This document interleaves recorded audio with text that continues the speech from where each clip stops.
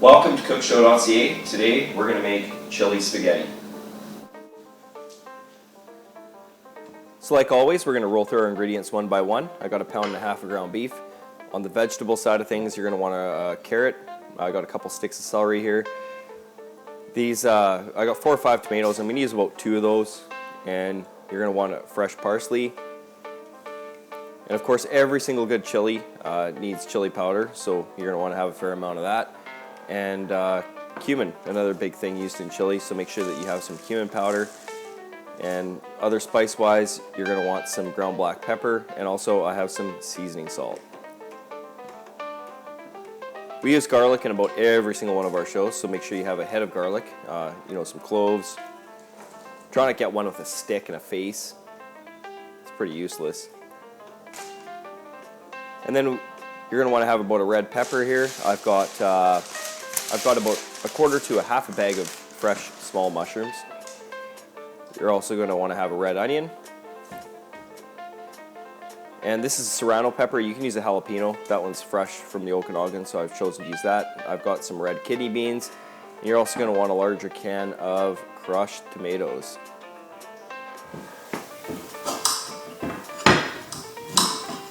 We're going to get going by prepping some of our vegetables up, starting with a carrot. So move that off to the side. Red pepper, if you do it properly, just cut the top off and you can discard the stem. And then you're left with the ring, and then you can just pop out the center and then give that a good slice in half. And you're good to go and set that off to the side. Take out the pulp. Or red onion, I cut the top of the red onion off, cut the bottom off. As you're going to see here, I don't really cut all the way through the onion. I choose to tear it, and then from that point you can just normally rip off the whole thing of skin. And then you're left with just a beautiful section of onion that's ready to go. You might want to take the core out after. Tomato, pierce the top, put your thumb in the center, and then spin it around, and you'll be able to pop the core out fairly easily. I'm using a paring knife here. For some reason, I seem to like it better. I find that a little bit more precision, and I like to cut things a lot smaller. So, carrot, just grab that straight down the core of the carrot, so right down the trunk of the carrot, and then you're going to want to flip it and then cut a couple lines on it, and then you can be able to cube that off. You're going to want to do the same thing with the celery, so draw some lines down the celery, and then of course you can cube it off by slicing on the end. And just transfer that over to a plate. So we're going to do the same thing with red pepper, and this is a serrano pepper, so I just split it down the center and split it again, and then we'll cube that one off too as well. We'll move that over, and we're going to saute all this stuff. So now red onion, I'm gonna cube the onion as well, but we're not gonna put it in a sautéed mixture. I'm actually gonna add it to the ground beef. So same thing, draw some lines in it, and do it that way. And then here's our pot. I'm gonna use some olive oil, just a little bit in there. And if you put a little piece of garlic in there while it's heating up, once it starts to fry, it'll indicate that the pot is in fact ready to go. And grab your sautéed mixture, and then just start dumping it into the pot.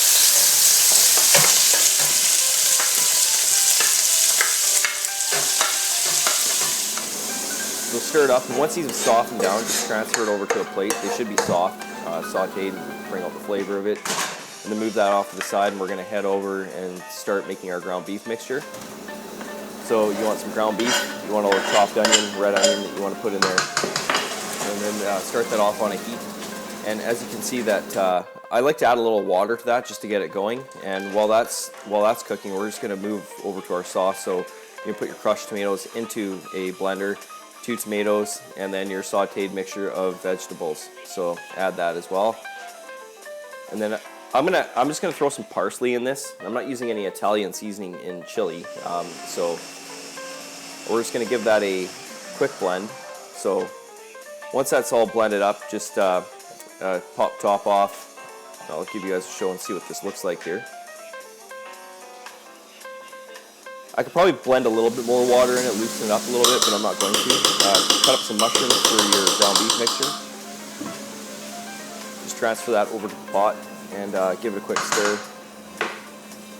I'm also gonna, now's the point I'm gonna start adding some chili powder. I'm gonna put that directly into the mushroom and beef mixture. We'll give that a stir.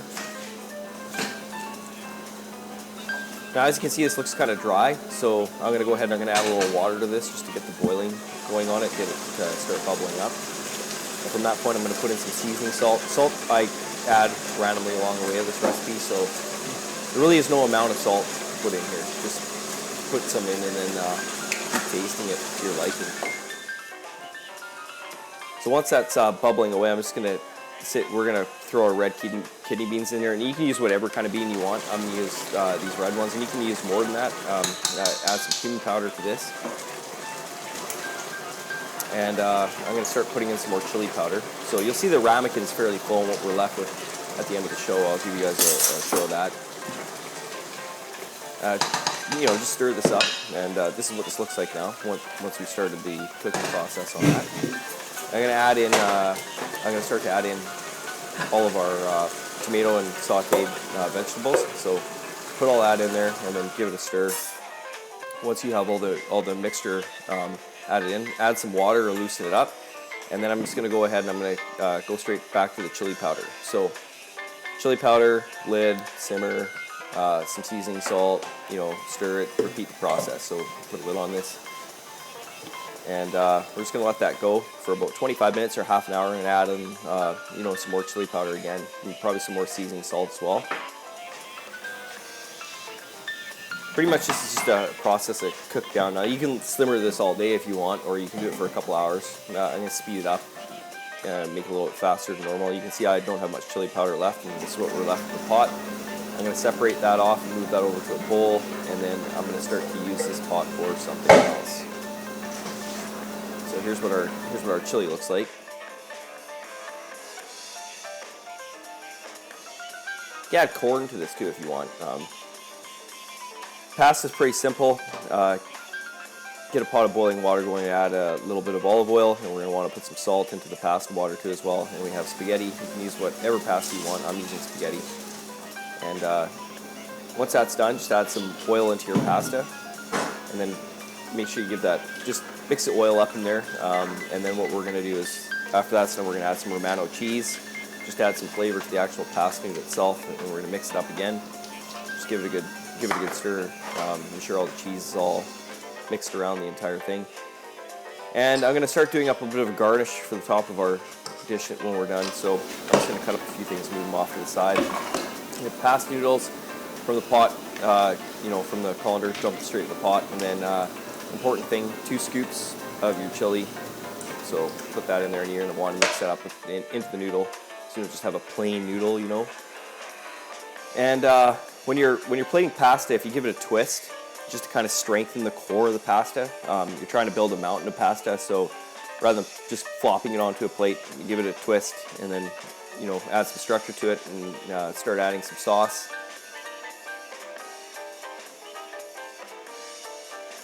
Probably, I like quite a bit of sauce. I have here a shish kebab skewer, incredibly handy for putting in something like parsley, which I have to admit, I think I'm going a little dramatic with the parsley. These are 2 paper thin pieces of celery and red pepper, and I'm just going to put that on there.